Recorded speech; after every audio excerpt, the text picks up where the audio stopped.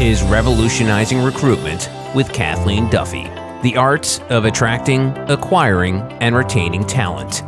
Here's Kathleen. Welcome back to the conclusion of my conversation with renowned business thinker, world-class lecturer, and best-selling author, Whitney Johnson, the CEO of Disruption Advisors, a leadership development company that helps companies grow their businesses through their people. So Whitney, we wrapped up part one talking about preparing people to become successful when they join an organization. And that got me thinking about what I say to our new hires at Duffy Group. And I share some of the mistakes that they're probably going to make and that it's going to be okay. What's one of the mistakes you tell people that they're going to make? So as a recruiter, we are approaching very passive candidates. So we don't use a database. We go out and proactively contact people. Someone might call and say, Kathleen, you are calling my people and I don't want you to call and recruit them anymore. For a new recruiter, that's really can be very, very intimidating. My response is, okay, that's all right. We will respect that manager's request and we will not speak to any of their employees. But it's just so off-putting because you feel bad. What did I do wrong? Did I damage the company? And it happens all the time. And it's okay. Yeah. You beat yourself up. And I mean, I still remember the first time it happened to me. Yeah. You know what's interesting about that too, Kathleen, is that, we talked earlier about screwing up and making mistakes. And I think that that's a great example of being able to excise shame from the equation of like, you didn't do anything wrong. It's just, this is the system and this is the process and this is how it works. And we're going to make these calls and then we need to be respectful, but it's not that we did something wrong. It's just, this is how we do it. And Right. so it's interesting to pull that back. That's fascinating. Yeah. And, and then I tell them, take a step back and look at the bigger picture. This does not happen very often. People understand that they're going to get approached about opportunities.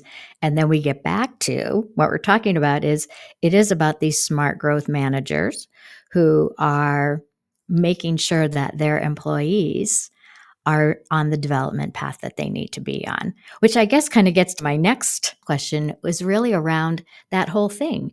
Employees are open to conversations with people like mine at Duffy Group with recruiting firms because they don't have that professional growth.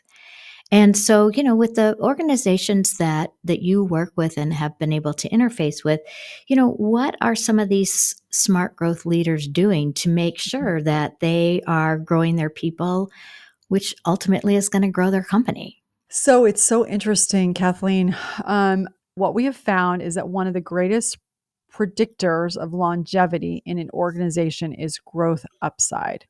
And what we've also found is that, when you administer the assessment, you're looking for people who feel like they're in the sweet spot. But a danger signal or a red flag is that when you have someone who says, I'm bored and I'm not motivated, because those are usually indicators that you are approaching mastery or you're not on the right S curve. And so one of the things that we recommend people do is that they have conversations all along the curve of when they're at the launch point and, what is mastery going to look like for you? And you're having the conversation when you're in the sweet spot, which is, okay, you're doing great right now. But what are you going to do when you get to mastery? And what is that? What's your plan? And what are your thoughts? And let's talk about this because they do call you if they get to mastery and they haven't had that conversation. And my guess is, and I don't know if you have data on this, because once people start seeing themselves in a new role or in a new opportunity, they can't unsee it. It's very difficult to walk that back. And so if you're having the conversation with people when they're at the launch point, when they're in the sweet spot, I remember interviewing Kara Golden, who's the founder of Hint Water several years ago. And she said that she had this conversation with one of her leaders and said, so you're doing great. In fact, you're doing an amazing job. What are you going to do next? And he's like, what? Like, do you not want me to work here anymore? Are you not happy with me? And she's like, no, but you're going to get to the point where you're in mastery and you're going to be bored. And we need to have a plan for what you're going to do next now, so that when you get there, you don't start looking elsewhere. We've got a plan in place for you to continue to grow here internally because we don't want to lose you. Yeah, it's great. Kara's great. She actually went to Arizona State University, so she's a fellow Sun Devil with me.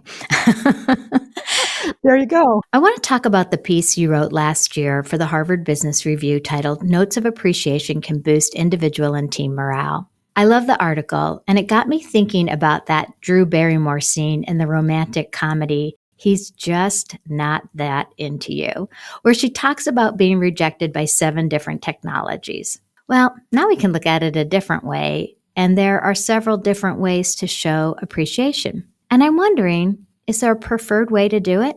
It's interesting. I think it probably depends on the person. If you think about the idea of love languages, and some people want notes of appreciation, some people want bonuses, they want different, some people want time, etc.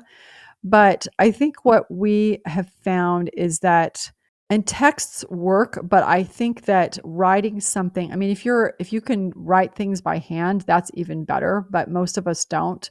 I think the sense of when you write a note of appreciation in email, which I think is very, very practical at this point, and are very, what I found that the most useful or most powerful ones are, is when it is very clear that you have put thought into what you appreciate about that person, not only what they do for you, but specifically what you see in them around their superpower. So there's this sense of this person being truly seen, named in a way, and this sense of this person is aware of me. They acknowledge me. They see what I'm trying to do in the world. And I think, so I would say, I think the medium matters less unless one person prefers a medium. I think it matters far less than what did you say?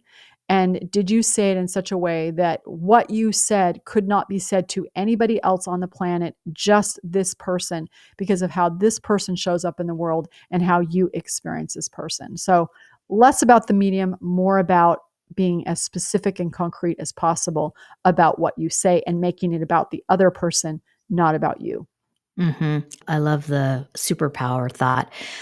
Okay, so there's only so many hours in the day. Do you have some advice that how we can do a better job as leaders to incorporate these notes of appreciation? Yeah, I have 2 thoughts. Number 1 is we have, and we talked about this in this article that you're mentioning, which I'm assuming you'll put into the show notes, is have done this in offsites and workshops that we have done, is invited everybody on the team to write notes of appreciation to everybody on the team over the course of 2 to 3 weeks. And the reason that it was powerful to do it collectively is that it allowed this surge of energy across the team to get not just one note of appreciation, but 10 or 12 notes of appreciation, and became this treasure chest of my team sees you. So I think that you can do that in this burst sort of way.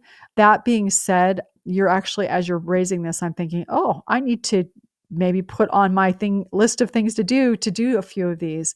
But I would say there's 2 ways to do this. Is one is just to have a plan to write a note a week, and or when you see someone do something well and that you appreciate, call it out immediately and just send them a quick text. Sometimes we think it needs to be long. Some of us are really great at writing, some of us are not great at writing. So I would not look for perfection. I would look at when you have a positive thing to say about someone, or think something positive to say about someone, say it now. Don't wait. Because if Mhm, you wait, mhm. you won't do it.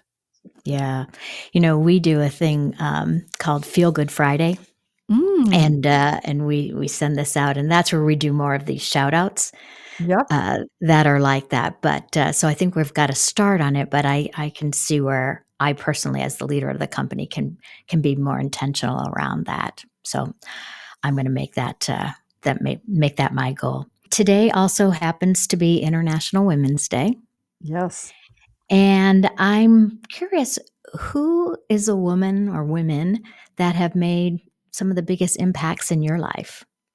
Well, obviously my mother, but I'll talk about it with regard to work, is that I think that as we think about the women in our lives, my mom always worked, and she's basically a contemporary of Ruth Bader Ginsburg. And I think about what Ruth Bader Ginsburg fought for, and I'm grateful for that because the experiences that my mom had, she was fighting for that, trying to move up in the professional world and not being able to do anything really beyond being a teacher or a secretary. And so I just appreciate her persistence of going from a really small town and going to college and just disrupting herself and disrupting the life that she had and making a better life for herself. And that has definitely influenced me in this sense of how do I make a better life for myself and how do I disrupt myself from the position of where I am.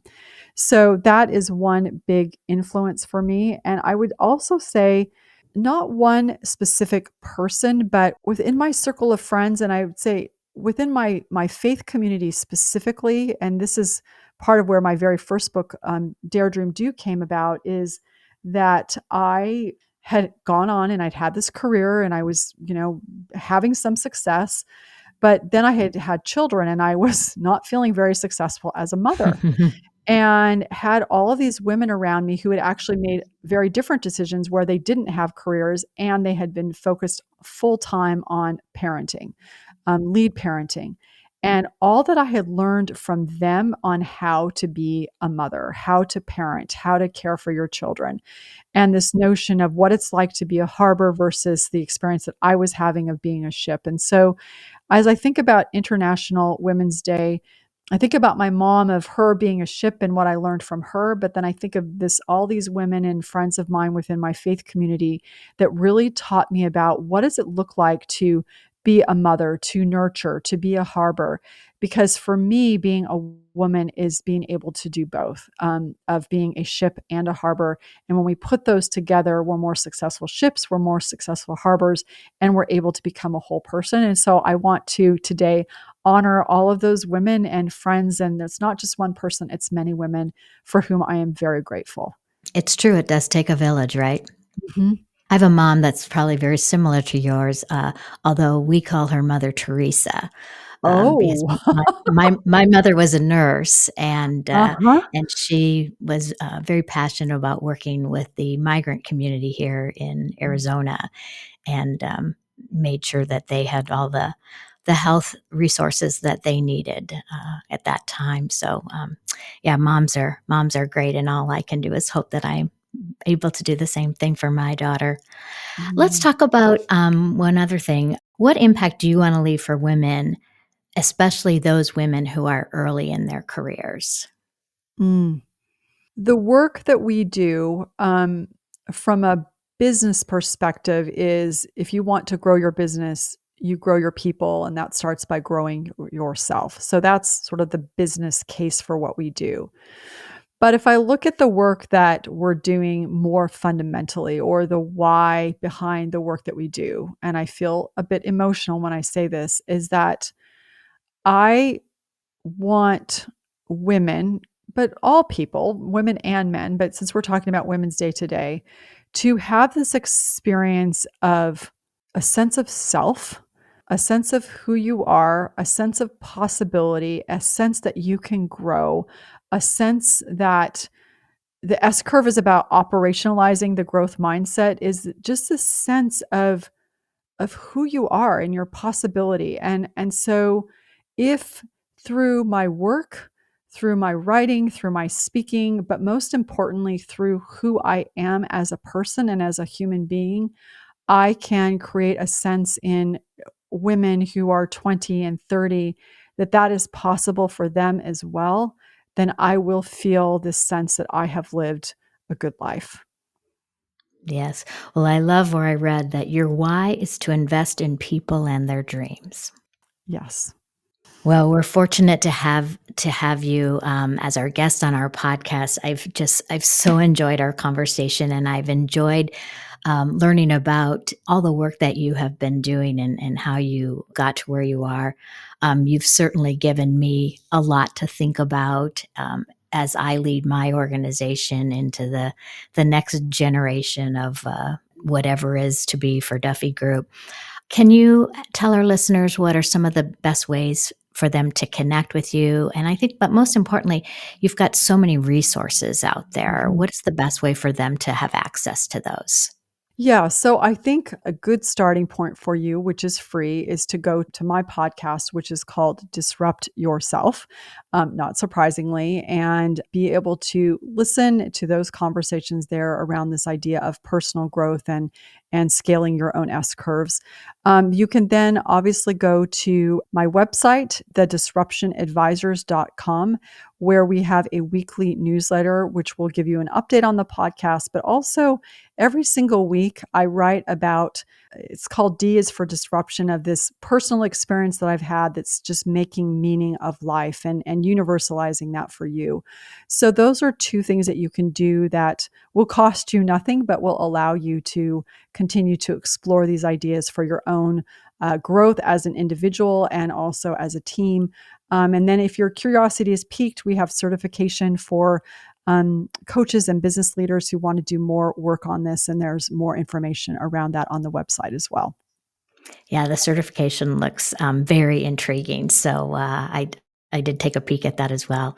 Well, again, Whitney, I've really enjoyed our conversation. I want to thank you for joining us today, and I want to, continue to wish you all the best in what you're doing and the impact that you're making to people in your own personal organization, but to your extended network. Kathleen, thank you for having me for this lovely conversation. You're very welcome. And that's it for this episode of Revolutionizing Recruitment.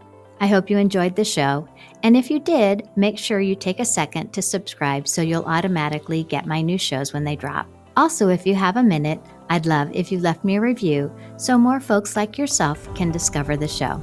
Until next time, take care. This has been Revolutionizing Recruitment with Kathleen Duffy. To connect with Kathleen or to learn more about recruitment research, go to duffygroup.com.